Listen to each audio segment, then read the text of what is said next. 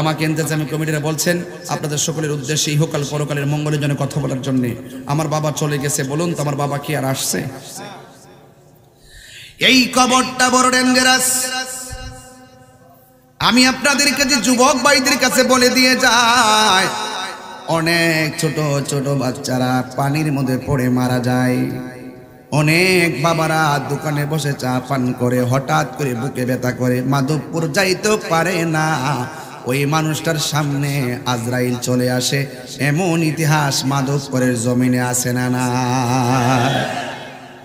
আল্লাহ রাব্বুল আলামিন বলতেছেন, ওয়ামা তাদরি নাফসুম বিআইয়ি আরদিন তামুত।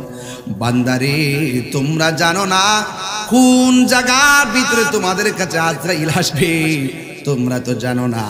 এই জন্য এখনো আমাদের কাছে আজরাইল আসতে পারে, আপনার কাছে আজরাইল আসতে পারে। আল্লাহ বলে, বান্দা আমি তোদেরকে মরণ দিয়েছি শুধু পরীক্ষার জন্য। কথা বলেন ঠিক কিনা? এ যুবক কি দিয়ে আওয়াজ বুঝাবো? শুধু একটা কথা বলে দিয়ে যায়, বর্তমান যুগটা কিন্তু কঠিন হয়ে যাইতেছে, হত্যা গুম জুলুম বেড়ে যাইতেছে। এই জন্য আমি আপনি কবরে চলে যাব। ওই কবরের ভিতরে বড় সাংঘাতিক জায়গা। আল্লাহ রাব্বুল আলামিন কোরআনে বলেছেন, মিনহা খালাকনাকুম ওয়া ফিহা নুঈদুকুম ওয়া মিনহা নুখরিজুকুম তারাতান উখরা।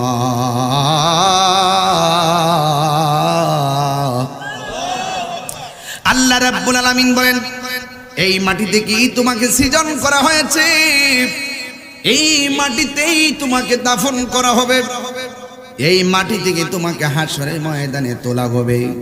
অথচ এই মাটি থেকে আমাকে সৃজন করা হয়েছে, আমার অস্তিত্ব একদিন ছিল না। আপনারা জবান খুলে বলেন, অস্তিত্ব দেওয়ার মালিক কে? আল্লাহ রাব্বুল আলামিন কোরআনে বলে দিয়েছেন, কাইফা তাকফুরুনা বিল্লাহি ওয়া কুনতুম আমওয়াতান ফাআহইয়াকুম সুম্মা ইউমীতুকুম সুম্মা ইউহয়ীকুম সুম্মা ইলাইহি তুরজাউন। আল্লাহ রাব্বুল আলামিন বলেন, তোমরা কিভাবে আমি আল্লাহকে অস্বীকার করছো? তোমরা ছিলে মুর্দা, জবান খুলে বলেন জীবন দিয়েছেন কে? এই আওয়াজে মানি না, জবান খুলে বলুন কে? আল্লাহ জীবন দিয়েছেন, জীবন নিয়ে যাবে কে? আল্লাহ বলে, তোমরা কিভাবে আমার নিয়ামতকে অস্বীকার করছো? এই হাতের চামড়া যদি আমি এই দিকে দিতাম তোমরা গরম ধরতে পারতা না, পায়ের উপরে চামড়া যদি নিচের দিকে দিতাম তাইলে তোমরা কংক্রিটের মধ্যে হাঁটতে পারতা না, এই চোখের গোড়ায় যদি ছোট্ট ছোট্ট পশমগুলা না দিতাম বিভিন্ন দুর্ঘটনার শিকার হয়ে যাইতে। আমি আল্লাহ রাব্বুল আলামিন জিহ্বাটাকে যেইভাবে শরীরটারে শুকনা রাখি, এইভাবে যদি জিহ্বাটারে শুকনা রাখতাম তোমরা কথা বলতে পারতা না। আল্লাহ বলে, কাইফা তাকফুরুনা বিল্লাহ,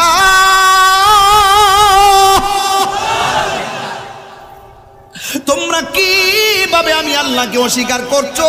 আমার আল্লাহ বলেন, ফাবিআইয়ি আলাই রাব্বিকুমা তুকাযযিবান।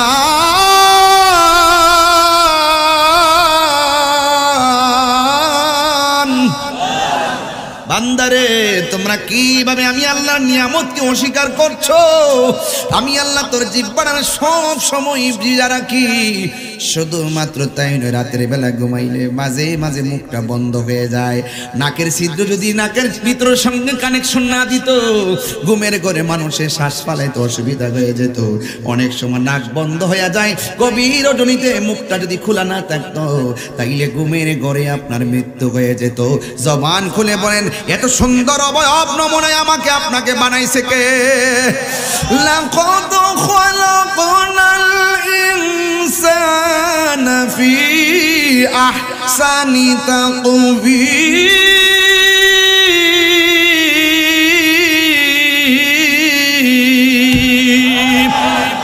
তিনবার কোন আল্লাহু আকবার। এত সুন্দর কণ্ঠ আপনাদের দিছে কে? আল্লাহর যে তিনবার ডাক দিয়েছেন, ডাকটা দেওয়ার ক্ষমতা দিছে কে? এই জন্য আল্লাহকে বান্দা কেউ কালো হবে ঘৃণা করিস না, কেউ মোটা হবে ঘৃণা করিস না, কেউ লম্বা হবে ঘৃণা করিস না, কেউ খাটো হবে ঘৃণা করিস না, কেউ গরিব হবে ঘৃণা করিস না, কেউ বড়লোক হবে অহংকার করিস না। ওই যুবক কেন কেন বলেছেন আল্লাহ কয় এই বান্দাগুলারে কেউ বানাই নাই। আফি আই সূরাতিম মা শাআ রাক্কাবাক, এই বান্দাটারে আমি আল্লাহ গলা পর্যন্ত ফেরেশতা দিয়া নকশা বানাইছি, আর বান্দার চেহারাটারে আমি আল্লাহ খলাকতু বিয়াদাইয়া, আমি আল্লাহ আমার নিজের হাত দিয়া বানাইছি। হাত তুলে কোন আল্লাহু আকবার।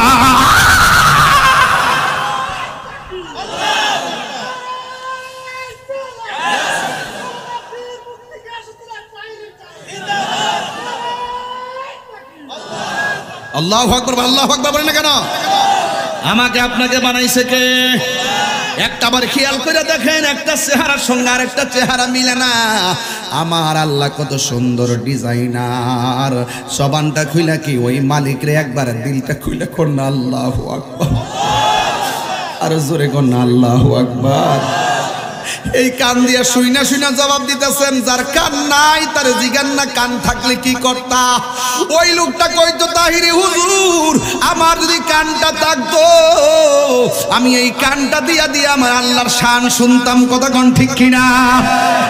যার জবান নাই তারে জিজ্ঞেস করেন জবান থাকলে কি করতো? আমি জবান দিয়ে আল্লাহর কোরআন তেলাওয়াত করতাম। জোরে জোরে কোন আল্লাহু আকবার। এই জন্য আল্লাহ বলে আমি আল্লাহ তোরে আমার নিজের হাত দিয়ে বানাইছি। ও যুবকের দল, পায়ের মধ্যে হাত দিয়া বইলা দিয়া যায় নিঃশ্বাসের কোনো বিশ্বাস নাই, নিঃশ্বাসের। এই জন্য আমার আল্লাহ রাব্বুল আলামিন কোরআনে বলে দিয়েছেন তুই ছিলে মুর্দা, তোরে আমি আল্লাহ জীবন দিয়েছি। জীবন দেওয়ার পরে তুই মন্ত্রী, জীবন দেওয়ার পরে তুই এমপি, জীবন দেওয়ার পরে তুই চেয়ারম্যান, জীবন দেওয়ার পরে মেম্বার, জীবন দেওয়ার পরে ওসি, জীবন দেওয়ার পরে ডিসি, জীবন দেওয়ার পরে বক্তা, জীবন দেওয়ার পরে বিশপ। আমার আল্লাহ বলেন জীবন দেওয়ার পরে আমি আল্লাহ তোরে ধন সম্পদের মালিক বানাইছি। জীবন দেওয়ার পরে ওয়া তুইজ্জু মান তাশা, আমি তোরে সম্মান দিয়েছি। জীবন দেওয়ার পর ওয়া তুযিল্লু মান তাশা, আমি তোরে অপদস্থ করেছি। জীবন দেওয়ার পরে মালিকাল মুলক, তোরে আমি দুনিয়ার রাজত্ব দিয়েছি। ও যুবক আমি তোরে সব দিয়েছি। এরপর তোর মধ্যে একটা ভাব আসছে, মনে হয়েছে যেন তুই দুনিয়াতে একটা কিছু হয়ে গেছস।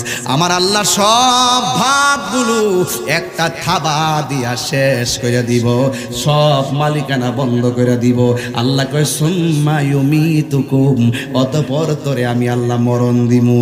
মরণ দিলে কেউ বলবে না চেয়ারম্যান সাহেব জানাজার মাঠে আসছে। মরণ দেওয়ার পরে কেউ বলবে না মেম্বার সাহেব জানাজার মাঠে আসছে। মরণ দেওয়ার পরে কেউ বলবে না ওসি সাহেব জানাজার মাঠে আসছে। ওসি মারা গেলে বলবে মরহুমের লাশ আসছে, চেয়ারম্যান মারা গেলে বলবে মরহুমের লাশ আসছে। একটু আগে ছিল তুমি চেয়ারম্যান সাহেব, এখন তুমি ঘরের মধ্যে লাশ হয়ে গেছো। মরণের চিঠি যখন আসবে আমার, কষ্ট হবে আপনাদের ভাই। আমি কিন্তু একদম স্বাভাবিক ওয়াজ করতেছি, একদম সহজ সরল ওয়াজ, বেশি কঠিন কথা বলতেছি না। শুধু এতটুকুই বলবো, একদিন আমিও থাকবো না, আপনাদেরও কেউ থাকবেন না, ইতিহাস থাকবে শুধু ভালোবাসা। কথা বলেন ঠিক কিনা? মরণের চিঠি যখন আসবে আমার, কালিমার তালকিন দিও বারে বার। মরণের আমার কালিমার তালকিন দিও বারে বার। প্রাণ ভরে দেখব চেহারা তোমার, প্রাণ ভরে মার ডেকে নাও রোজা তোমার। রাসূলুল্লাহ কি উপায় হবে আমার, রাসূলুল্লাহ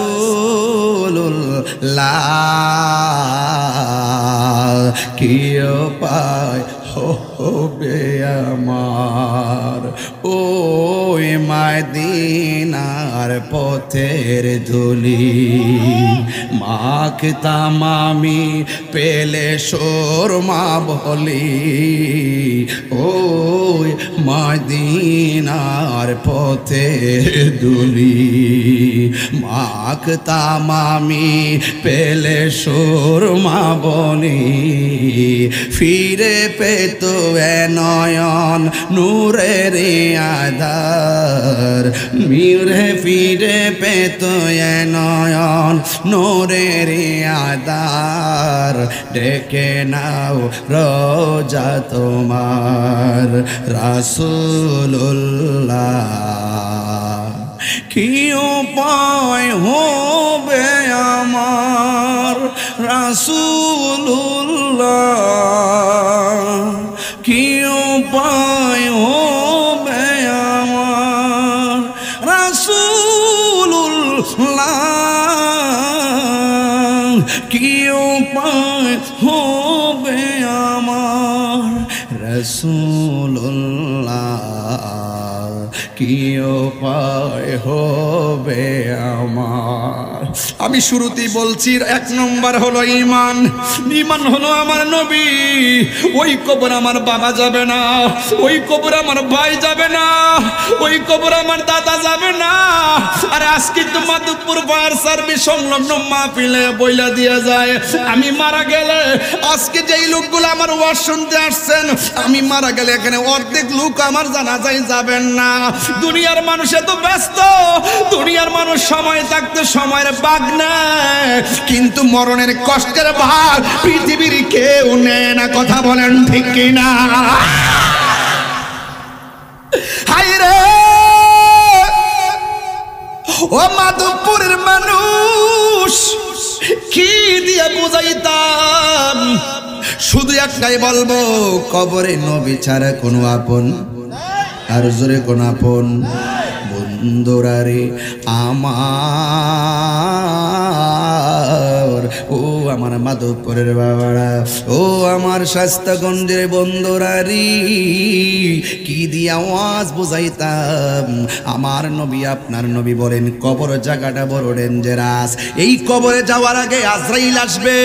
আজরাইল কিন্তু ঘরের দরজার মধ্যে আইসা দাঁড়াইব। কেউ কেউ আজরাইলকে দেখবো পাগুলা মাটিতে, মাথাটা আসমানে। যারা নামাজ পড়ে না তাদের অবস্থা ভয়াবহ হবে, যারা রোজা রাখে না তাদের অবস্থা ভয়াবহ হবে, যারা নবীরে মানে না তাদের অবস্থা ভয়াবহ হবে, যারা ওলি আল্লাহ মানে না তাদের অবস্থা ভয়াবহ হবে। খেলায় খেলায় সময় নষ্ট করা যাবে না। যেই কোনো মুহূর্তে আজরাইল আমার ঘরে আসতে পারে কি পারে না? সে যে নামে আজরাইল, সঠিক সময় তোমার ঘরে হইব দাখিল। কত কাকতি মিনতি করবা তুমি, রেহাই পাবে না।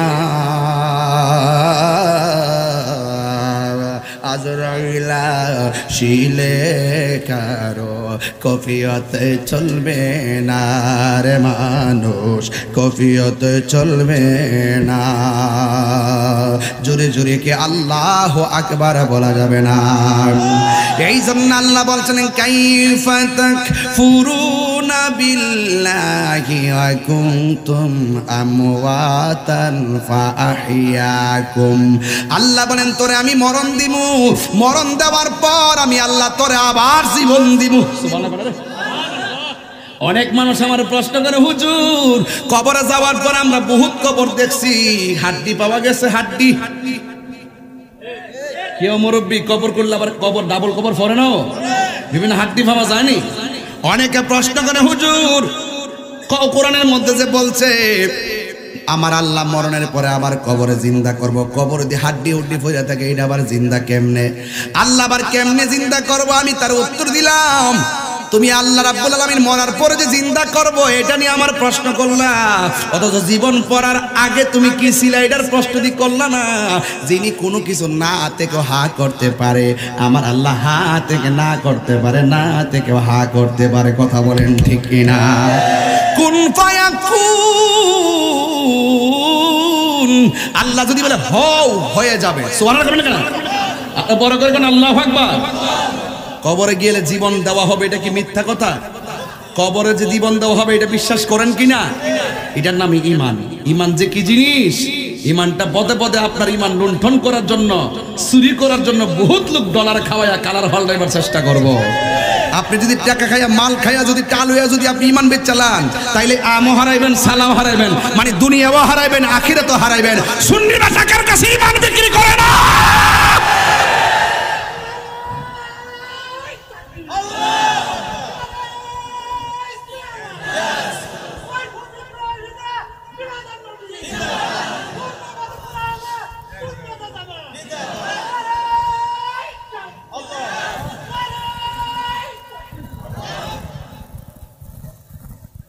কষ্ট হচ্ছে আপনাদের? মরণের পরে আবার যে জীবন দিবে এটা বিশ্বাস করেননি আপনারা? একদম দিল থেকে নরম করে, ইমানি কথা। আকীদাটা দুরুস্ত করেন। কে কে বিশ্বাস করেন? হাত তোলেন তো, একটু হাতটা সোজা করে রাখেন। এই হাতটা উঠাইবার ক্ষমতা দিচ্ছে কেডা? এইটা কিন্তু বুঝতেন না আপনারা। যার প্যারালাইসিস তারা যায় কয়েন, ডান হাত প্যারালাইসিস হলে কয়েন আলগি দিত, সে কিন্তু পারতো না। কথা কোন ঠিক না বেটি? চলে গেলে বোঝা যায় থাকার মূল্য কত। কথা বলেন ঠিক কিনা? মরণের পরে বোঝা যাবে এই দুনিয়ার দিনটা কত দাম ছিল। আমরা যদি সময় মতো কাজে লাগাইতে না পারি, আরে কাজে লাগাইছি না আবার কেমনে? মাধবপুরের পোলাপান তো কাজে লাগাই দিছি আজকে, কারণ এই টাইমে তো ঘুমাই থাকার কথা, এই টাইমে তো মোবাইল টিপার কথা। এরা যদি এই টাইমে নবীর মহব্বতের মাহফিলে আসতে পারে, আর এমনও তো হতে পারে মিলাদুন নবীর মাহফিল আমাদের নাজাতের উসিলা হয়ে যেতে পারে। কি না বলেন? এইগুলোই হবে উসিলা। এসার নামাজ দিয়ে আমরা ভাবতাম না যে এই নামাজ ছাইরা দিছি, এই নামাজের হিসাব করলে মিনিমাম কয়েক কোটি বছর দুযুগে করে মরণ লাগবো। এত হিসাব কিতাব বুঝি না, শুধু এতটুকু হিসাব বুঝি যে এই নামাজ আমরা ছেড়ে দিছি, হাসতে হাসতে যে ইবাদত ছেড়ে দিছি, এখন আজকে যেইভাবে ইবাদত ছেড়ে দিছেন, এইগুলোর জন্য যদি ধরে উভয় থাকতো না। কিন্তু একটাই ভরসা, আমাদের হৃদয়ে তাকেই ধারণ করি যিনি আমাদের আপন, আমাদের হৃদয়ে তাকেই ধারণ করি যিনি জানের চাইতে আরো নিকটে, আমাদের হৃদয়ে তাকেই লালন করি যিনি কবরের সাথী হবে, আমাদের হৃদয়ে তাকেই লালন করি যিনি হাসরের মাঠে সুপারিশ করবে। আর কিছু আছে? এছাড়া আমরা কিছু চাই? আর কিছু দরকার আছে? বাপরে পারদের কয়ে দিয়া যায়, যেমনি আজকে শান্তি মতো ওয়াজটা শুনতেছেন, ঠিক এইভাবে কালকে থেকে নিজের জীবনটা গুছাই নিবেন। দেখবেন আপনার চিন্তা আমার করতেইব না। এই পৃথিবীর মানুষ সবকিছুর ভাগ দেয় এবং নেয়, কিন্তু মৃত্যুর কষ্টর ভাগ কেউ দেয়ও না, নেও না। কথা কোন ঠিক না বেটি? সুযোগ আছে, ভাগ দেওয়ার সুযোগ আছে। ওই হ্যাঁ আছে, কেডা বুঝে? আরে মরণের ভাগ দেওয়ার সুযোগ আছে। হ্যাঁ, যে আমি 2 দিন বাঁচতাম চাই, তুমি আমার বাগদা নিয়ে আগে মরো, এরকম সুযোগ আছে? জবানটা খুললা কোন হায়াতের মালিককে? এই আওয়াজে মানি না, জোরে একটু সাউন্ডটা বাবা মিষ্টি মিষ্টি করে দিস না, আমার তো জানডা বাড়িতেছে। ও কারেন্ট নাই না? ও আচ্ছা আচ্ছা, যাক কারেন্ট নাই, আচ্ছা ঠিক আছে। তাহলে আপনার একটু জবানটা খুললা কোন তো আল্লাহু আকবার, ইয়া রাসূলুল্লাহ, ইয়া ওয়ালি আল্লাহ। নামাজ চাই কি চাই না? রোজা দরকার আছে কিনা? মা বাবার খেদমত দরকার আছে কিনা? মাঝে মাঝে ইয়াবা খাবার দরকার আছে কিনা? সাবধান কইয়া দিলাম, এই জবান দিয়ে আল্লাহর জিকির করব, এই জবান দিয়ে হারাম ঢুকাইতাম না। সবচেয়ে মানুষ হেফাজত হলো যার জবানটা হেফাজত। মান সালিমাল মুসলিমুনা মিন লিসানিহি ওয়া ইয়াদিহি, যার হাত এবং জবান থেকে মানুষ নিরাপদ, সেই মানুষটাই হলো মুসলমান। কথা কোন ঠিক কিনা?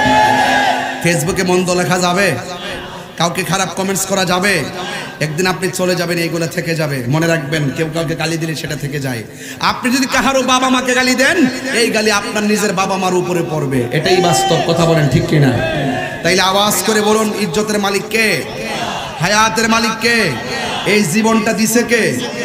একটা জবানও বন্ধ রাখবেন না, মহব্বতে মায়ার সুরে বলুন সুবহানাল্লাহ। ও বন্ধুরে আমার, ও মাধবপুরের বাবারা আমার, আল্লাহ রাব্বুল আলামিন বলেন সুম্মা ইউমিতুকুম, আমি আল্লাহ তোরে থাবা মাইরা দুনিয়ার মালিকানা শেষ করে দিমু, জমিদারি শেষ করে দিমু, সব কিছু আমি শেষ করে দিমু। পরের জায়গা পরের জমিন ঘর বানায় আমি রই, আবার কয় না যে আমি বেশি বেশি গজল গাইতেছি। আপনারা একটা সমস্যা হলো কি, গাইলেও সমস্যা না গাইলেও সমস্যা, এই জন্য আমি ওয়াজের লোকে মিলাই গাইতেছি, কথা কোন ঠিক কিনা। পরে জায়গা পরে জমিন ঘর বানায় আমি রই, মাশাআল্লাহ পরের জায়গা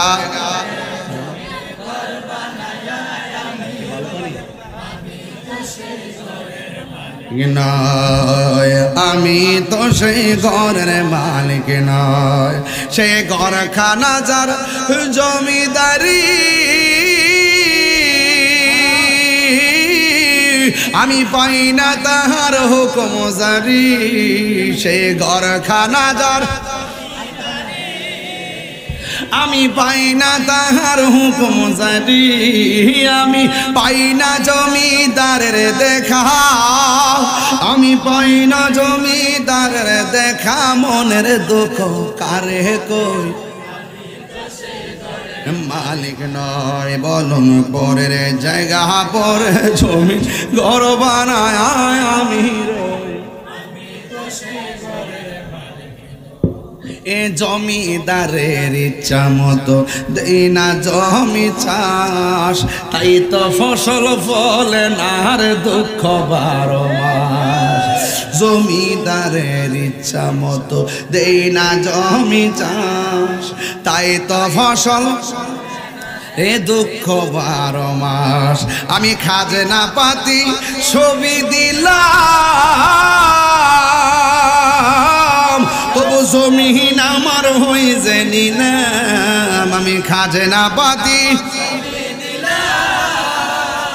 তবু জমিন আমার হই যে নিলাম, আমি চলি যে তার মন জোগায়া, আমি চলি যে তার দাকিলাই মিলে না সয়, আমি তো সেই ঘরের মালিক নয়, বলো পরের জায়গা ঘর বানায় আমি রই, আমি তো সেই ঘরের মালিক নয়, বলুন পরের জায়গা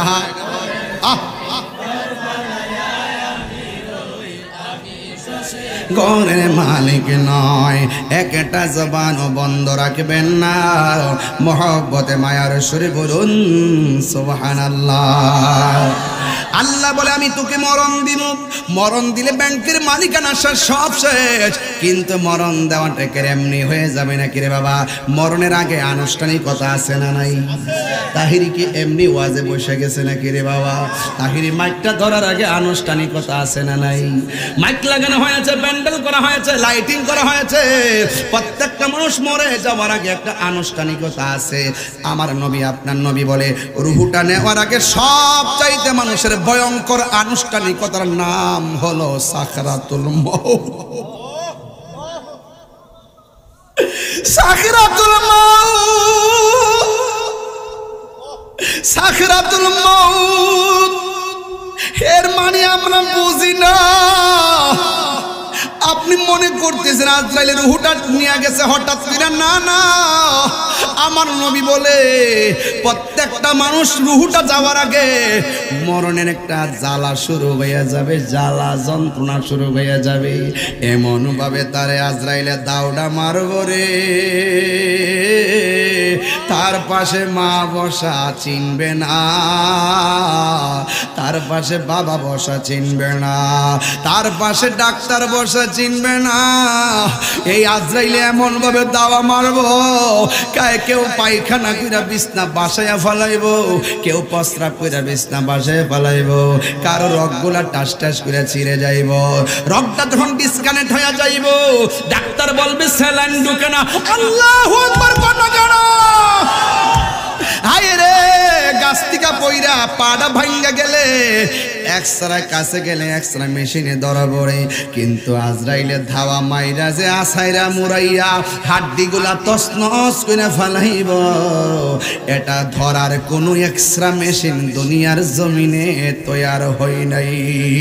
আজরাইলে এমন একটা ধাও মারব, আমার নবী কয় আজরাইলের দাওটা শুই না এমন তৃষ্ণার্ত হয়ে যাবে, সারা দুনিয়ার পানি যদি মুখের মধ্যে দেয়, এরপর এরপরে তারা পানি তৃষ্ণা মিটবে না। মা কইব পুত্রে কি হইছে, পুত্রের দুন্দুরা ছায়া রইছে। বাপে কইবে পুত্রে তোর কি মনটা খারাপ, দুন্দুরা তাকায় রইছে। কোথায় তাকায় রইছে? ওই ঘরের দরজার ভিতরে আজরাইল এত বড় বড় চোখ নিয়া, এত বিশাল বডি নিয়ে এমন ভাবে ধাও মারতেছে, আল্লাহু আকবার, এমন ভাবে ধাও মারতেছে, কিন্তু তার জবান বন্ধ হয়ে গেছে, মুখটা বলতে পারে না, হাতটা বন্ধ হয়ে গেছে, হাতটা লড়াইতে পারে না। দেখবেন ম্যাক্সিমাম মানুষ মরণের আগে সব অচল হয়ে যায়। হাতের ফেরেশতা চলে যায়, হাত লড়াইতে পারে না। পায়ের ফেরেশতা চলে যায়, পা লড়াইতে পারে না। চোখের ফেরেশতা চলে যায়, চোখ খুলতে পারে না। কানের ফেরেশতা চলে যায়, কান দিয়া শুনে না। নাকের ফেরেশতা চলে যায়, নাক দিয়ে শ্বাস বের হয় না। কেন? কারণ প্রত্যেকটা বডির মধ্যে আমার আল্লাহ এক একটা ফেরেশতা বানায় বানায় রাখছে। এই যে হাতটা লড়াইতাছি, একটা ফেরেশতা লাগায় রাখছে, তুমি হেরে হাত লড়াইবা। এমন ভাবে সব ফেরেশতারা যখন মাধবপুরে ফায়ার সার্ভিসের আশিকিন জাকিরিন মুহিব্বিনদের কাছ থেকে বিদায় নিয়ে নিবে, তখন তুমি হাত লড়াইতে পারবে না। সাদের জীবন আস্তে আস্তে নিস্তেজ হয়ে যাইতেছে। তোমার মার কথা মন থাকবে না, বন্ধুর কথা মন থাকবে না, ওই ব্যাংকের টাকার কথা মন থাকবে না। শুধুমাত্র বলবা আল্লাহ আর পারি না। যদি আপনি ইমানদার হতে পারেন, আল্লাহ বলবে আজরাইল আমার পাগলের কাছে যাও। ওই আজরাইল পাগলের দরবারে আসবে, দরজার মধ্যে আইসা বলবে, সালাম দিয়ে ভিতরে ডুইকা আঙ্গুলগুলা দিয়ে মাথার চুলের মধ্যে আশ্রাইব। তখন কানের কাছে আজরাইলের মুখটা লাগাইয়া কইব, একটু পরে আপনার রুহুটা লইয়া যামু। এবার ইমানদার ডাক দিয়া বলবে, দেরি করতেছেন কি লইগা? তাড়াতাড়ি রুহুটা লইয়া যান, আমার আল্লাহর সঙ্গে আর নবীর সঙ্গে দিদারের জন্যে মনটা পাগল পাগল হইয়া রইছে। আরো বড় করে কোন ইয়া রাসূলুল্লাহ। এবার আল্লাহ ডাক দিয়া বলবে, ও জান্নাতের ফেরেশতা, জান্নাত দিকে সাদা একটা টুকরা কাগজ লইয়া যা, আর একটা আতরের বোতল লইয়া যা। ওই আতরের বোতল আর সাদা কাপড়টা লইয়া কোথায় যাবো আল্লাহ? কইব মাধবপুরে। কথার কথা বলতেছি, যদি মাধবপুরের ইমানদার হয় আল্লাহ তো এটাই বলবে, যা যা যা, আমার একটা প্রেমিক বান্দা মাধবপুর জমিনে এমন গ্রামের এমন ঘরের মধ্যে আছে, আজরাইল ভিতরে ঢুইকা গেছে। ওই বান্দার চোখটা যতটুকু দূরে যায়, তার চোখের সামনে যাইয়া দাঁড়ায়া থাকবি কাপড়টা লইয়া। আজরাইলে যখন রুহুটা কাইরা নিব, নেওয়ার সাথে সাথে জান্নাতের কাপড় দিয়া তুই এই রুহুটারে বাইন্ডিং করে ফালাইবি। ও যুবকের দল, এবার ওই ফেরেশতাটা ঘরের দরজার মধ্যে দাঁড়াইব, আর আজরাইলে ঘরের ভিতরে সার্জারি করার জন্য মুমিনের সঙ্গে প্রেমের আলাপ শুরু করে দিছে। তাড়াতাড়ি রুহুটা লইয়া যান, কারণ আদ-দুনিয়া সিজনুল মুমিন, এই দুনিয়াটা মুমিনের জন্য জেলখানা, আখিরাতটা হলো বালাখানা। আমার আর দুনিয়া ভালো লাগে না। বেঈমান শুধু দুনিয়া দুনিয়া কয়, আর প্রেমিকগুলা কয় দুনিয়া আমার ভাল লাগে না। আমার আল্লাহর সঙ্গে দিদারের জন্য মনটা পাগল হইয়া রইছে, নবীর জন্য দিদারের জন্য মনটা পাগল পাগল হইয়া রইছে। আজরাইল এমন ভাবে রুহুটারে সার্জারি করব, মায়ের স্তন থেকে সন্তান যেমনে দুধ পান কইরা ঘুমায়া যায়, ঠিক এমন ভাবে ইমানদার রুহুটা নিয়ে যাবে, যারা পরিমাণ টের পাবে না। সবাই বলবে, কিলো আমার বাবার হাত দিল রে না, আমার বাবার পাও দিল রে না। আমার নবী আপনার নবী বলে, একটা মানুষ মারা যাওয়ার পরে যদি দেখো তার চেহারাটা হলুদ হলুদ ভাব হয়ে রয়েছে, মনে রাখবা তার মরণটা আমি নবীর কালিমা পড়তে পড়তে মরণ হয়েছে। একটা মানুষ মারা যাওয়ার পরে যদি দেখো তার কপালটা কামতেছে, মনে রাখবা এই লোকটা আমি নবীর সঙ্গে দিদারের মাধ্যমে মরণ হয়েছে। ওই নবীর দিদার আমরা চাই কি চাই না? আর জবানটা খুলে বলুন, চাই কি চাই না? এমন মরণ আমি তাহিরির নসিব হইব নি গো আল্লাহ। লা লা লা লা লা লা লা লা লা। এমন মরণ মাধবপুরের পাগলগুলো নসিব হবে নি। এমন মরণ আমরা হুজুরদের নসিব হইবনি। আমার পাশে কতগুলো মানুষ বসা, একজন, দুইজন, তিনজন, চারজন, পাঁচজন আমার পাশে বসা আছে। আল্লাহ গো, আমরা জানি না এই পাঁচজনের ভিতরে আমরা কে আগে মারা যাবো। ও আল্লাহ, এরাও তো জানে না কোন দিন মরবো। তোমার কাছে কোন দিন মরবো আপত্তি করি না। ও আল্লাহ, যেই দিন আমরা সাকরাতুল মউতে পড়ে যাব, যেই দিন মালাকুল মউত আজরাইল আমাদের সামনে এসে যাবে গো, ওই কঠিন মুসিবতের সময় এত জীবনে নবী নবী কইরা কাঁদছি, এত নবীর শান গাইছি, এত নবীর গান গাইছি, নবীর লইয়া এতগুলো বাতিলের সঙ্গে মোকাবেলা করছি, এরপরও এর বিনিময়ে শুধু একটা জিনিস চাই।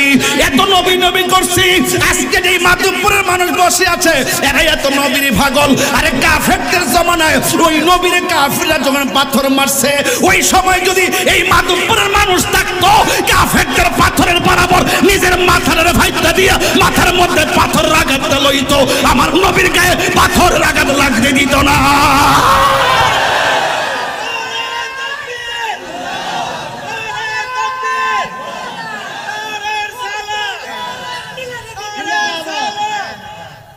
হে রাসূল, তোমায় ভালোবাসি, অন্তরে শুধুই মুখে না, জান্নাতের আশায় নয় হে রাসূল, জাহান্নাম কেউ ডরি না। সুবহানাল্লাহ বলবেন না? তোমায় পাবার আশায় মন ছুটে যায় মদিনায়, তোমায়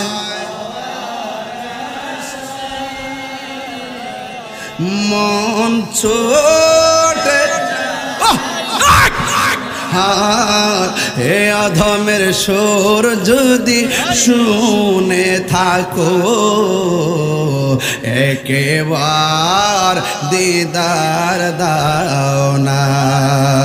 হে আশিকের সুর যদি শুনে থাকো, একেবার দেখা দাও না। হে রাসূল, তোমায় ভালোবাসি, অন্তর শুধুই মুখে না, জান্নাতের আশায় নয় হে রাসূল, জাহান্নাম কে ডরি না। তোমায় পাবার আশায় মন ছুটে যায় মদিনায়, তোমায় দেখার আশায় মন না। মায়া যদি লাগে গো একবার, ঘুমের ঘরে দিদার দাও না। সবাই হে রাসূল, তোমায় ভালোবাসি, অন্তর শুধুই মুখে না, জান্নাতের আশায় নয় হে রাসূল, জাহান্নাম কেউ ডরি না। একটা জবান বন্ধ রাখবেন না, দিলটা নরম করে বলেন ইয়া রাসূলুল্লাহ। এ আমার যুবক ভাইয়েরা, ওয়াজটা বাড়িতে নিয়ে যাবেন, আগামীকাল সকালবেলা মার কবরস্থানে যাবেন, আগামীকাল সকালবেলা বাবার কবরস্থানে যায় বাবার জন্য দোয়া করবেন। আব্বা আম্মা জারসু সে মাবুদ কবরে কন্যা আব্বা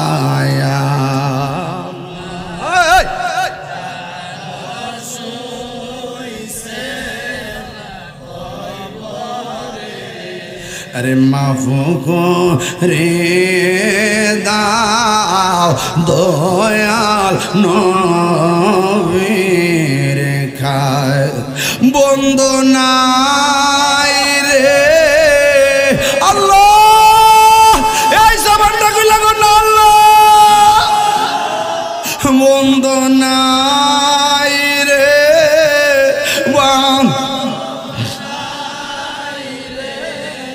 যে জাগায় সে জাগারি বন্ধু নবী মুস্তাফা সেই জাগারি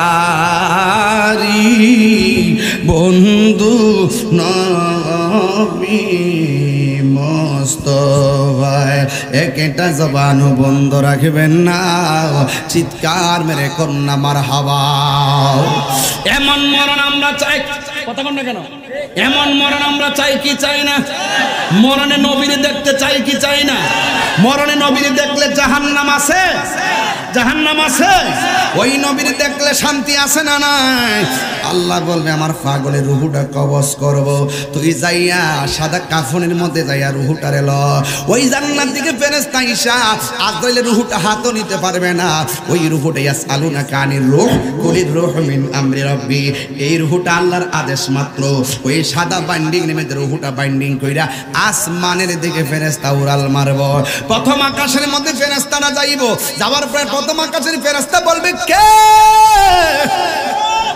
কই আমি বললাম ফেরেশতা কই তোমার হাতের মধ্যে কি এত সুন্দর গ্রান লাগতেছে কারণটা কি কই তুমি চিনো না এটা এমন জমিনের এমকের রুহুটা এমন জমিনের এমক রুহু যেই মাত্র মুমিনের কথা শুনবে তখন মুমিনকে ফেরেশতা সালাম দিবে এরপরে দ্বিতীয় আসমানের মধ্যে যাবে এই দিক দিয়া রুহুটা এই দিক দিয়া মানিক মের লাশটারে বাইন্ডিং করার জন্য মাধবপুরের বাজারে কাফন আনতে যাবে আল্লাহ রুহুটারে বাইন্ডিং কইরা লইয়া গেছে আর আমরা সবাই দেহটারে বাইন্ডিং করবার লাগিয়া কাফনের কাপড় আনতে মাধবপুরে বাজারে গেলাম মাধবপুরে বাজারে কাফন আনলাম আন্না বডিটারে ফেসাইতেছি গোসল করাইতেছি গোসল টোসল করাইয়া কাটের মধ্যে শোয়াইয়া সুন্দর করে আমরা তারে নিয়ে যাবো সাজিয়ে গুজিয়ে দেমুরে সজনী গুজিয়ে দেমুরে সজনী তোরা সাজিয়ে গুজিয়ে দেমুরে বড়ই পাতার গরম জলে শোয়ায়া মশারির তোলে বড়ই পাতার গরম জলে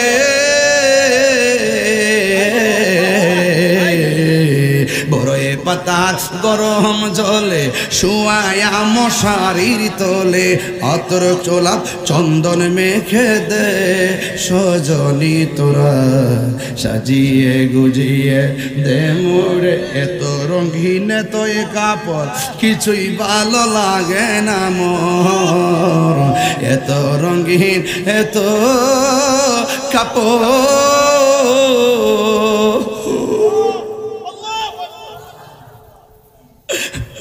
মার কাপড় সুকেজের মধ্যে পয়লা রইছে বাপের কাপড় সুকেজের মধ্যে পয়লা রইছে আমার কাপড় আমার আলমারিতে পয়লা থাকবে এত রঙিন এত কাপড় কিছুই ভালো লাগে না মোর আরে সাদা কাপড় হামায় পরে দে সজনী তোরা সাজিয়ে গুজিয়ে দে মোরে এই দিক দিয়ে সাজাইবার জন্য কাফন রেডি এই দিক দিয়ে ইমানদারের রুহু আল্লাহ রাব্বুল আলামিন ফেরেশতা দিয়ে আসমানে উড়াইয়া নিতেছে প্রথম আকাশের ফেরেশতারা সালাম দেয় দ্বিতীয় আকাশের ফেরেশতারা সালাম দেয় তৃতীয় আকাশের ফেরেশতা সালাম দেয় চতুর্থ আকাশের ফেরেশতা সালাম দেয় পঞ্চম আকাশের ফেরেশতা সালাম দেয় ষষ্ঠ আকাশের ফেরেশতা সালাম দেয় সপ্তম আকাশের ফেরেশতা সালাম দেয় ইয়া আইয়াতুহান নাফসুল মুতমাইন্না ইরজিই ইলা রাব্বিকি রাদিয়াতাম মারদিয়া ফাদখুলি ফি ইবাদি ওয়াদখুলি জান্নাতি সাতটা আসমান যখন রূহটারে নিয়ে যাইব আল্লাহ বলবে ও ফেরেশতা থাম একটু দাঁড়াও আর সামনে যাইস না, আমি আল্লাহ এই রুহটার জন্য একটা বাড়ি বানাইছি। আর জোরে কন্যা সুবহানাল্লাহ। আর এই দিক দিয়ে আমার বডিটারে ঢুকাইবার লাগিয়া দুনিয়ার মানুষ একটা বাড়ি বানাইছে। বলেন বাড়ির নাম কি? ওই কথা কেন ওয়াজ বুঝতেছেন তো আমার নাকি? আল্লাহ ওই দিকদার ইমানদারের রুহুটার রাখবার লাগে একটা বাড়ি বানাইছে, ওই বাড়ির নাম হলো ইল্লিন। আর এই দিকদার ইমানদারের বডিটারে রাখবার লাগে একটা বাড়ি বানাইছে, এই বডিটারে রাখার বাড়ির নাম হলো কবর। এই জন্য দেহের উপরে আযাব হয় না, কবরে যাওয়ার পরে হাড্ডি থাকে, গোশত থাকে না। কথা কোন ঠিক কিনা? তাহলে এটার উপরে কি আযাব হইব? এখন প্রশ্ন হলো হুজুর কবরে আযাবটা দেহের উপরে হয় না রুহুর উপরে হয়? একটা উত্তর নিয়ে যান, দেহের উপরে আযাব নাই, রুহুর উপরে আযাব হবে। কথা কোন ঠিক কিনা? এখন যে আমরা কষ্ট পাই শরীরে টিপ দিলে, এটা রুহু পায়, মূলত রুহুটাই কষ্ট পায়, এটা আমরা অনুভব করতে পারি না। এই জন্য রুহুটারে নিয়ে ইল্লিনের মধ্যে রাইখা দিব। যেই মাত্র সব মানুষ গরম পাতার বড়ই পাতার জল কইরা তার খাটের মধ্যে শুয়াইয়া যখন তার গোরস্থানের মধ্যে লইয়া যাইব, তখন সবাই একের পরে এক গোসল কানা। এই মিয়া গোসল যদি কোনো মৃত্যুর, এখন একটু কথা কই, আমি সুর দিয়ে তু ওয়াজ করতেছি 1.5 ঘন্টা ধরে, একটু কথা কই বাজান, জিরাই লই, একটা কথা কইয়া দেয়া যায় বাজান। আপনারা যে গোসল করান দেখি গোসলখানায় কেউ যান না, আপনারা যে গোসল করাইতে হয় দেখি যে গোসল করাইতে গেলে 7 বারে দৌড়াইয়া যে একটা মুরব্বী দৌড় আনন লাগে, কাফনটা কাটতে গেলে 3 বারে দৌড়াইয়া মসজিদ থেকে ইমাম সামানন লাগে। প্রত্যেকটা মানুষ কাফন কাটার শিক্ষা নিবেন, আপনার মার কাফনটা যেন আপনি কাটতে পারেন। প্রত্যেকটা মানুষ জানাজার নামাজটা শিখে নিবেন, আপনার মার জানাজা যেন আপনি পড়াইতে পারেন। প্রত্যেকটা মানুষ মাকে কবরে নামাইবার দোয়াগুলো শিখে নিবেন, যেন আপনার মাকে আপনি কবরে নিয়ে নামাইতে পারেন, আপনার বাবাকে কবরের মধ্যে নামাইতে পারেন। প্রত্যেকটা মানুষ গোসল কেমনে করাইতে হয় এগুলো শিখে নিবেন, যেন আপনার বাবার গোসলটা আপনি করাইতে পারেন, আপনার ভাইয়ের গোসলটা আপনি করাইতে পারেন, আপনার দাদার গোসলটা আপনি করাইতে। আমি কত দুর্ভাগ্য হয়ে গেলাম, কত দুর্ভাগ্য হয়ে গেলাম, বাপের জানাজাটা পড়াইতে পারলাম না, কত দুর্ভাগ্য হয়ে গেলাম, বাপের গোসল দেওয়াইতে পারলাম না, কত দুর্ভাগ্য হয়ে গেলাম, বাপের কাফনটা কাটতে দিতে পারলাম না, কত দুর্ভাগ্য হয়ে গেলাম, বাপের জানাজার নামাজটা গিয়ে কেমনে দোয়া করব সেটাও করতে পারলাম না, কত দুর্ভাগ্য হয়ে গেলাম। বাপের কবরে জানাজা যাওয়ার পরে এখন যে 1 বছর 2 বছর 4 বছর হলো, ওই বাপের কবরস্থানে যাইয়া জিয়ারতের সিস্টেমটাও শিখলাম না। শিখার দরকার আছে না নাই বলেন? দরকার আছে কি না বলেন? প্রত্যেকটা গ্রামের মসজিদের ইমাম সাহেব থেকে আপনি এগুলো শিখে নিবেন বাবা, এগুলো শিখে নিবেন। এই গোসলটা করানোর সময় আপনারা জান না, কই গোসল করাইতে গেলে গিন গিন লাগে, অনেকে কয় আরে আমি তো গোসল করাইতে গেলে নিজের পছন্দ মতো চলে যাই। কেমনে চলে যাই? যাইয়া ওই দায়িত্বটা নেই, ফেডের এমনি লাস্টারে এমনি বসাই ফেডের মধ্যে সাপ দিই, সাপ দেওয়ার পরে পায়খানা বাড়িলে নিজে গামছা দিয়ে পরিষ্কার করি, টিস্যু দিয়ে পরিষ্কার করি।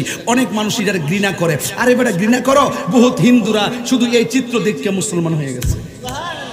হেরা মুসলমানরা মারা গেলে কি সুন্দর করে আদর করে গোসলটা দেয়, কত সুন্দর করে কবরে নামা, কত সুন্দর করে আদর করে কবরে শোয়া। আর আমরা বাইরে শুরু করে বহুত হিন্দু মুসলমানদের এই চিত্র দেখে কালিমা পরে মুসলমান হয়ে গেছে। আল্লাহু আকবার কেন করা? ভাইরা আমার, অনুরোধ করে বলে দেয়া যায়, আজকে পায়ে হাত দিয়ে বলে দেয়া যায়, আলহামদুলিল্লাহ। আপনাকে অনেক কষ্ট দিয়ে ফেলতেছি, দরকার আছে কিনা বলেন? এই কথাগুলো দরকার আছে কিনা বলেন? কেহ লইল আতর লোবান, কেহ লইল জল, কেহ লইল বড়ই পাতা, কেহ লইল পরিরে। হায় হায় রে হায় হায় রে কান্দে, হায় হায় রে সবাই, হায় হায় রে। মা কান্দে, বাবা কান্দে, কান্দে আপনজন, কান্দিয়া কান্দিয়া সবাই বিদায় তোমায় দিব রে। কান্দে হায় হায় রে সবাই, হায় হায় রে। সবাই আপনাকে গুরুস্থানে নিয়ে যাবে, আর ওই দিক দিয়ে আপনার রুহটারে একেবারে ইল্লিনের মধ্যে আল্লাহ রাখবে। যেই মাত্র আপনার বডিটারে কবরের মধ্যে নামাইবো, দুয়াটা কম তো দেখি,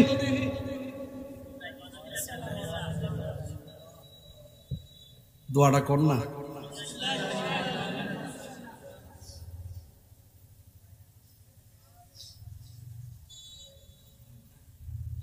আবার কর না।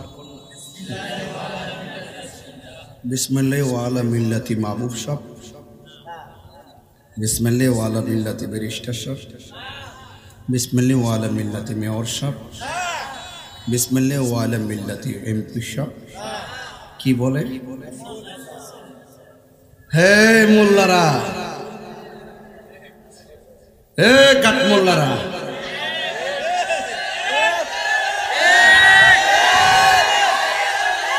নবীর লইয়া ঠেলাঠেলি করো, কবর হামদা দিলে কিন্তু নবীর স্লোগানটা দিয়া কবর রাহল লাগে। কথা কন ঠিক না? সিন্নি খাইলা কার দ্বারা মোল্লা ছিল্লা না, এখন আওয়াজ হবে। এতক্ষণ ওয়াজ করছি, ওয়াজ এইভাবে ওয়াজ করি না, দিল থেকে ওয়াজ করছি। নবী ছাড়া কোনো কবর উপায় আছে বাবা? বলেন বিসমিল্লাহি। আমার যুবক পোলাপান্ডি কই? আপনার থাকলেই চলবো, আপনারা থাকলে চলবো। আছেন তো সবাই ইনশাআল্লাহ? বলেন বিসমিল্লাহি। আরো বড় করে একটু বাস দেন না।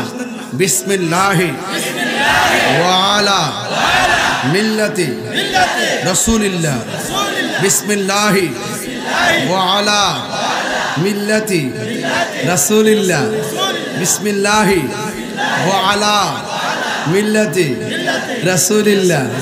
সারা জীবন নবীর লোকে ফুটুর ফুটুর করছো, আর কবর হামানোর সময় নবীর স্লোগানটা দিয়া কবর তোয়ার লাগে। সোজা হইব তো হইবা, সাপের মতন মরার পরে সোজা হইব আর কি, এর আগে বেহা বেহা থাকবা। কথা নবীর লেটালেটালি করো, মিলাদুন নবী নিয়ে লেগে যাও, মারামারি করো, এইগুলো আর কইরো না। আর কত করবা? মনে মনে ভাবছিলাম যে আলেমরার বুঝি বহুত দিন পরে একটা সুযোগ আইছে, হয়তোবা তার সাথে আমরা একটা সমস্যা আছে, আমরা লোক তারার আছে, হয়তোবা মনে করছিলাম যে আমরা একটা বৃহৎ স্বার্থে আমরা ঐক্যবদ্ধ হইয়া এবার মনে হয় রাজপথ থেকে মসজিদে যাওয়ার সুযোগ আছে। যেভাবে মাজার ভাঙা শুরু করছে, মসজিদে আগুন লাগানো শুরু করছে, গুরুস্থানে আগুন দেওয়া শুরু করছে, মিলাদুন নবীতে নবীর ভালোবাসার অনুষ্ঠানে যেইভাবে আগুন ধরানো শুরু করছে আর মারামারি শুরু করছে, আমার মনে হয় রাজপথ থেকে মসজিদে যাওয়া সম্ভব না, খোদার গজব আসতেছে।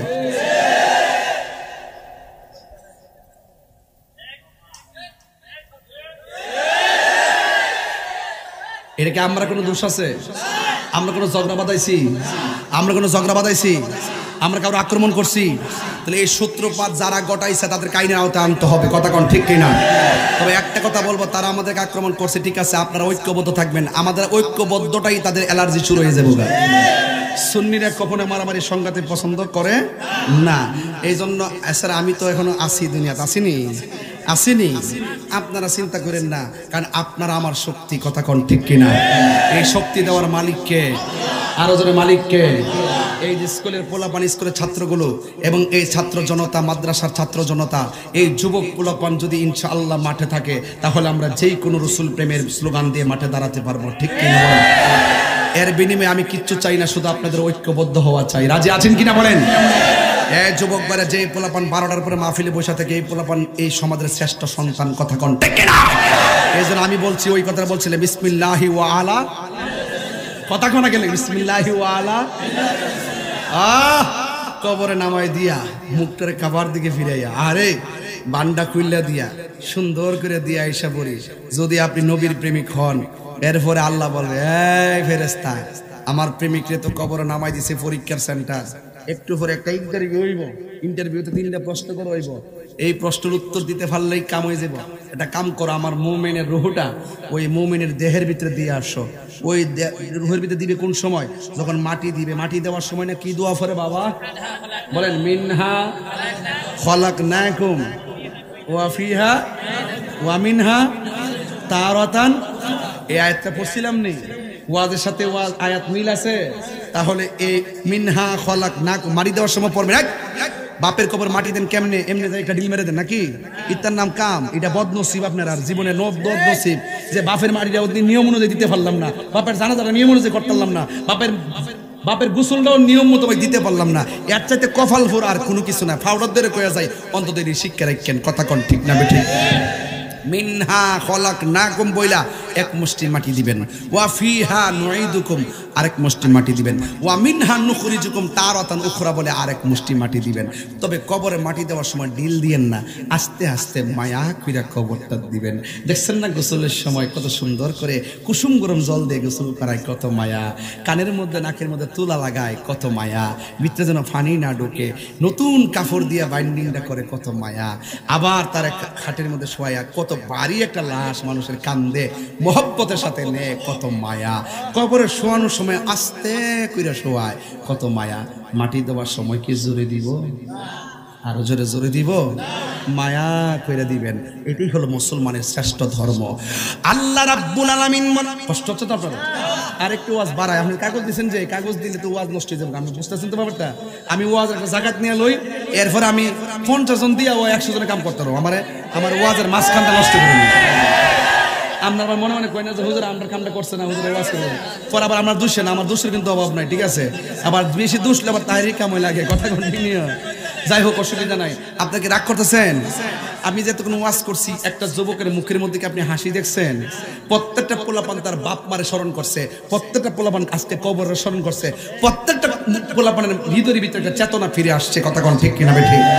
এই জন্য আমি বলছিলাম যে আল্লাহ রাব্বুল আলামিন বলছেন, আল্লাহ রাব্বুল আলামিন মানে ফেরেশতা আমার প্রেমিক বান্দারে কবরের মধ্যে দিয়েছে।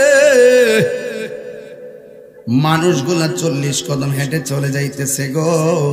রুহুটারে আর ইল্লিনের মধ্যে রেখো না, রুহুটারে গুরুস্থানে লাশের ভিতরে দিয়ে আসো। দেওয়ার সাথে সাথে বান্দা কবরের ভিতরে জিন্দা হয়ে যাবে। ওই মুহূর্তে ডানে তাকায় দেখবে মাটি, বামে তাকায় দেখবে মাটি, আর সামনে তাকায় দেখবে মাটি। কিন্তু আমার একটা প্রশ্ন আছে, কবরের ভিতরে দুইজন ফেরেশতা আসে, একজনের নাম হলো মুনকার আর একজনের নাম হলো নকির। এই মুনকার নকির মানে অর্থ হলো অপরিচিত ফেরেশতা। এই দুইজন ফেরেশতা কবরের মধ্যে আসবে। এখন বলবেন হুজুর, কবরে দুইজন ফেরেশতা আসলে আপনি বলেন না আসলে কবরে কয়জন ফেরেশতা? আসলে কবরে 3 জন ফেরেশতা আসে। একজন ফেরেশতা আইসা দেহের ভিতরে রূহটা দিয়া যায়, দুইজন ফেরেশতা এসে প্রশ্ন করে, যখন আপনি কবরে থাকবেন তখন ইমানদারে কবরের মধ্যে যখন শুইব, কই জীবনে মনের মতন একটা জায়গা পাইছি, আর আমারে কেউ ডিস্টার্ব করবে না। দেখছেন ইমানদারে কি ফিলটা করবে তখন? সেই সময় ওই ইমানদারে বলে একটা জায়গা পাইছি, অনেক নিরিবিলি জায়গা। ওই মুহূর্তে দুইজন ফেরেশতা কবরের ভিতরে বন্ধুর মতন নামবে, নাইমা ডাক দিয়ে বলবে উঠো। এবার তারে উঠাইবে, উঠাইয়া সুন্দর করে বসাবে, সুন্দর করে বসাইয়া বলবে আমার রব্বুকা, তোমার রবকে। সে মুচকি হাসি দিয়ে বলবে রব্বি আল্লাহ। এরপরে বলবে ওয়ামা দীনুকা, তোমার ধর্ম কি? সে বলবে দীনিয়াল ইসলাম, আমার ধর্ম হলো ইসলাম। এরপরে জিজ্ঞাসা করবে ওমা কুনতা তাকুলু ফি হক্কি হাযার রাজুল, এই যে তোমার সামনে যিনি বসে আছেন, অনেক বিয়াদবি রাসূলরা কয়, কাঠমোল্লারা কয়, 2 নম্বর মৌলবীরা কয়, ডলার খাইয়া কালার ফালডেন না মৌলবীরা কয় কি জানেননি? কয় কবরে বলে নবীরে ছবি দেখাইব, কবর থেকে বলে মদিনার রাস্তা খুললা দিব। মানিকার শহরে পাওয়ার এমন বাড়বো রে কবর গেলে, ওখানে মাধবপুর থেকে মদিনা পর্যন্ত দেখবো। আর দুনিয়ার মৌলবীরা যারা এই কথা কয়, হেরা দুনিয়া থেকে এটা কইতারে না, মানিকার যদি কবরে যাওয়ার পরে মদিনা পরে দেখ খেলা, আমার নবী মদিনা থেকে দেখার ক্ষমতা আছে না নাই? দেখছেন এটা এমন বাটফাট, আরে কত নম্বর বাটফাট যে মৌলবীরা। এতদিন বাজান সুযোগ পাইছি না, অনেকগুলা বছর, এখন স্বাধীন হয়েছি বহুদিন পরে বাজান, এতদিনে যাই ক্ষমতাটা পাইছি, কথা কোন ঠিক না বেঠিক বাজান?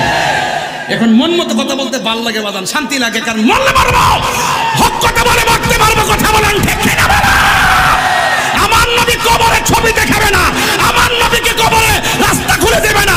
আমার নবী একই সময়ে একই টাইমে অসংখ্য নয়, হাজার নয়, কোটি নয়, উপর থেকে নিচ, ডান থেকে বাম, সামনে থেকে পিছনে, সব সময় হাজির থাকতে পারেন। এই ক্ষমতা আল্লাহ নবীকে দিয়েছেন, কথা।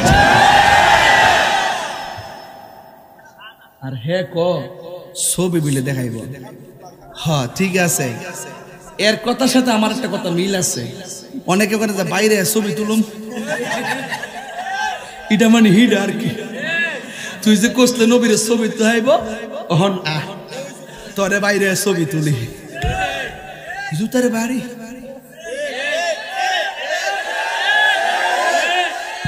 আগুনের জুতো, আগুনের জুতো দিয়ে বাড়ি। সে বলবে আমাকে বাঁচাও।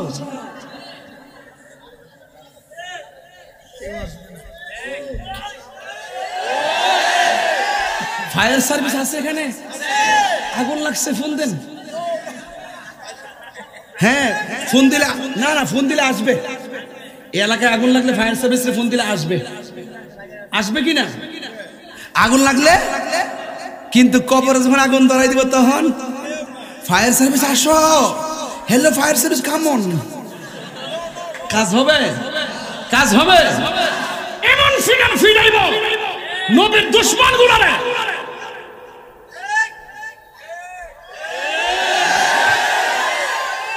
আচ্ছা বাদ দেন, আমার বাইতে কইছে বেশি চিল্লেন না, দেশের পরিস্থিতি ভালো না। আমি কইছি যে দেশের পরিস্থিতি কি আমি জানি না, তবে নবীর পক্ষে কথা কোন যা সব সময় নবীর পক্ষে কথা কইলে যারা এটার বিরুদ্ধে আচরণ করবে হেরার পতন আছে, আর যারা নবীর মহব্বতকে ভালোবাসবে তাদের কপালে সৌভাগ্য আছে। অসুবিধা? আচ্ছা এখন একটা উত্তর দেন, আমি কি আপনাদের কাউরে কোন গালি দিছি, কাউরে কটাক্ষ করছি, কারণ নাম লয়ে কিছু কইছি? যারা ক তারা ওই, যারা ক তো কবরে নবীকে ছবি দেখাইবো না, সশরীরে আসবো। আরো জোরে থাকার ক্ষমতা নবীর দিছে কেডা? একবারে কো হুজুর, একটা গুরুস্থানে যদি একসঙ্গে 100 লাশ দাফন করা হয়, একই টাইমে যদি মুনকার নকির আসে, একই টাইমে কি 40টা কবরে 100 কবরে কি নবী থাকা সম্ভব? হ্যাঁ, এর আমি সম্ভব করে হাজিবুন মানতাম একব কেমনে? একই টাইমে প্রশ্ন করবো একরকম, তাহলে সকল কবর থাকবো কেমনে? আমনেরে কইবেন, মনে করুন মাধবপুর ব্রিজটা তীক্ষা একটা বাস 100 জন লোক লইয়া পানির মধ্যে হয়ে গেছে, একই টাইমে হুগলি মারা গেছে। এক আজরাইল কেমনে এই রুহ কবজ করলো? হ্যাঁ হাসা হইতো। কিছু লোক আছে দলিল দিয়ে কামো না, হ্যাঁ বোঝান লাগে। আর ওই সাহাবীর চাইতে কোটি কোটি গুণ, নবীর চাইতে কোটি কোটি গুণ পাওয়ার, এমন হইতে হইতে নবীর এমন পাওয়ার যার শক্তিকে আমার আল্লাহ নিজেই গোপন নাই।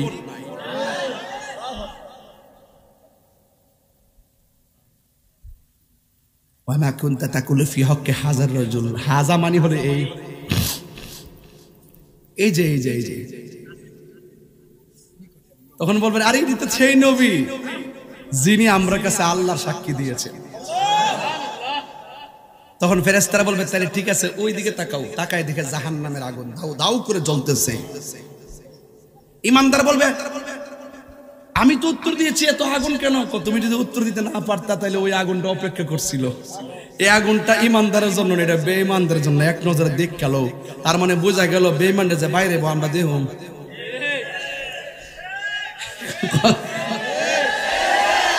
কথা বলেন ঠিক কি না বলেন?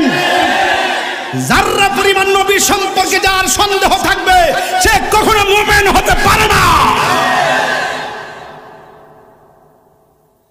তখন তাকে প্রশ্ন উত্তর দেওয়ার পরে আল্লাহ বলবে, এ ফেরেশতা, আমার বান্দা তো পাস করছে, জান্নাত থেকে একটা গালিচা নিয়ে আসো, মাটির বিছনা থাকবো কেমনে?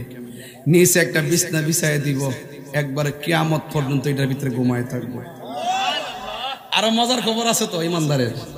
আরেকটা খবর হইলো, যখন শুইব কেউ সেগুন কাঠের খাট যদি কিনে আনেন মাধবপুর থেকে, শুইলে কি তা ঘুমাই ধরে যাবো গা?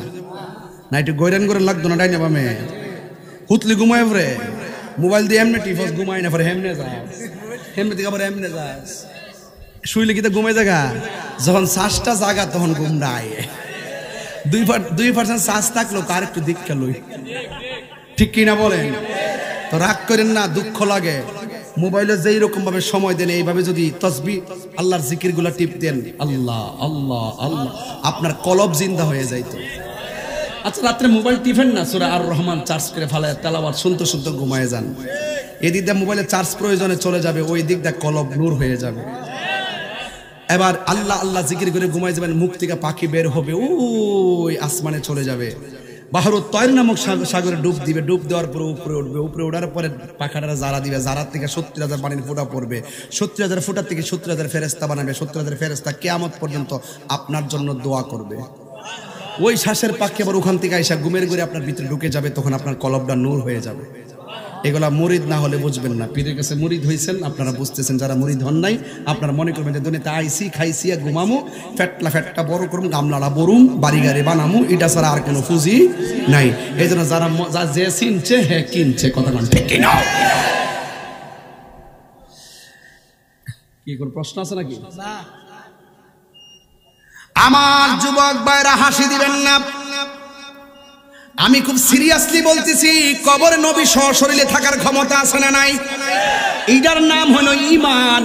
আল্লাহ রাব্বুল আলামিন কোরআনে বলেছেন, ওয়া বাশশিরিল্লাযীনা আমানু ওয়া আমিলুস সালিহাতি আন্না লাহুম জান্নাতিন তাজরি মিন তাহতিহাল আনহার। ওই কবরের ভিতরে যাওয়ার পরে ইমানদারকে বিছানা দেওয়া হবে। এরপর ইমানদার গো ওই কবরের ভিতরে ডান কাত হবে। ডান কাত হওয়ার পরে দেখবে একটা নূরের বাতি জল জল করে আলো দিতেছে। অন্ধকার কবরকে আলোকিত করে দিয়েছে কে? ওই আলোটার ডাক দেয়া বলবে, তুমি কে? এত সুন্দর করে আলো দিতেছো, ওই আমারে চিনো না? আমি হইলাম তোমার দুনিয়ার নেক আমল। এবার দেখছেন নি দুনিয়ার সব মানুষ ক্ষতিগ্রস্ত। দুই কিসিমের কোয়ালিটি যার মধ্যে থাকবে, ইল্লাল্লাযিনা আমানু ওয়া আমিলুস সালিহাত।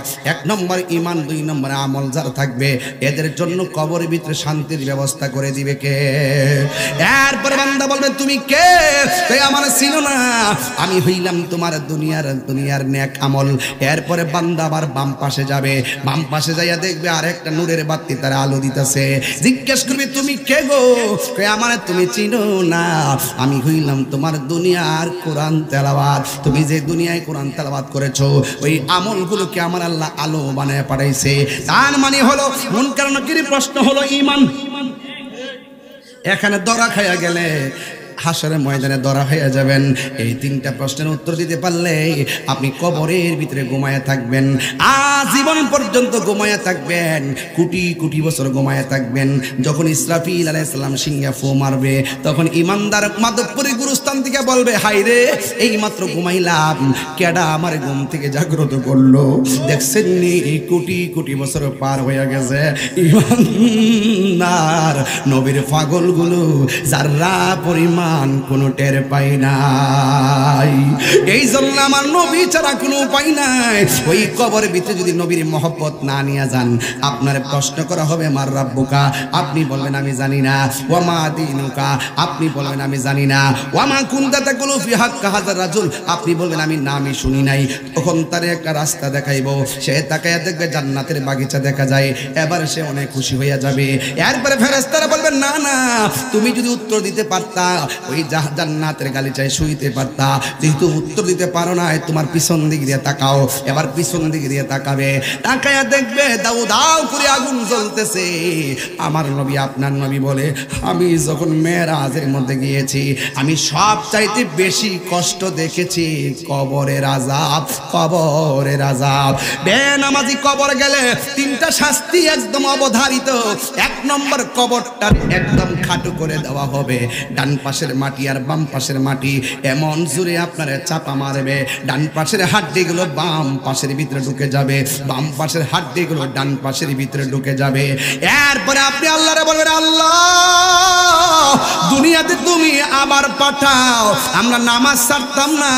বেনামাজি হইয়া কবরে আসলে এত কষ্ট হবে, আগে যদি জানতাম কোনোদিন আর এমন নামাজ না পড়ে আসতাম না। বেনামাজির কবরে প্রথম শাস্তি হলো কবরটারে খাটো করে দেওয়া হবে। দুই নম্বর শাস্তি হলো কবরের ভিতরে জাহান্নামের আগুন ধরিয়ে দেওয়া হবে। তিন নম্বর শাস্তি হলো ওই কবরের ভিতরে সাপ বিচ্ছু দেওয়া হবে। একদিন না, দুই দিন না, হাজার হাজার বছর আপনি কবরে এমন ভাবে কষ্টে থাকবেন, এই আযাব আমাদের সহ্য হবে না।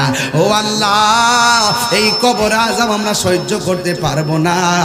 জীবনে যত নামাজ ছাইরা দিছি, আল্লাহ তওবা করলাম, আর আমরা নামাজ ছাড়বো না। জীবনে আমরা মারে কষ্ট দিছি, আজকে তওবা করলাম, মারে কোনোদিন কষ্ট দিব না। জীবনে বাপরে অনেক কষ্ট দিছি, আজকে তওবা করলাম, কোনোদিন মাকে বাবাকে কষ্ট দিব না। এই আমার মাধবপুরের বাবা, এখনো সময় আছে। আজকে রাত্রে মার পায়ে ধরে মাপ চাইবেন, বাপের পায়ে ধরে মাপ চাইবেন। আর কোনোদিন আব্বা গো আপনার মনে কষ্ট দিব না, মা গো তোমার মনে কষ্ট দিব না। এখানে অনেক মানুষ আছে, হুজুর বাপ মা বেঁচে থাকতে বাপ মার সম্মান করে বিদায় দিতে পারি নাই।